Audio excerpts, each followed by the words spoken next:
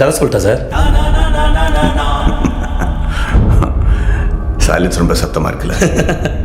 நீ சிரிச்சா செம ஸ்மார்ட்டாக இருக்கு சார். ஆனால் முன்பல் இல்லாமல் நீ சிரிச்சா ரொம்ப கேவலமாக இருக்கும். சரி கேமரா ஆஃப்ல இருக்கு, செஞ்சிருவேன். என்ன என் கை கொஞ்சம் லேஸ் அமைக்கும், அவ்வளோதான். சார் வீட்டுக்கு வந்த கெஸ்ட் எப்படியா சார் நடந்துப்பீங்க? வேதானோ வயலன்ஸ் சார். எதுக்கு சரண்டரான? ஒரு கதை சொல்லிட்டு போகலான்னு வந்தேன் சார். சொந்த கதை சார்.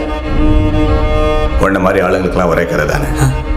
நான் கீழே இருந்தேன், தெருநாயா இருந்தேன், இது செஞ்சு அது செஞ்சு பெரிய ஆள் ஆகிட்டேன், அந்த கதை தானே. ஐயோ எப்படி சார்? என் கண்ணிலே படம் பார்த்தியா சார்? உன்னை பற்றி ஒன்று சொல்லட்டா? இன்றைக்கே 10 கோடி ரூபா கொடுத்து இந்த தொழிலை விட்டுருனா காசு வேண்டான்னு போயிடுவேன்.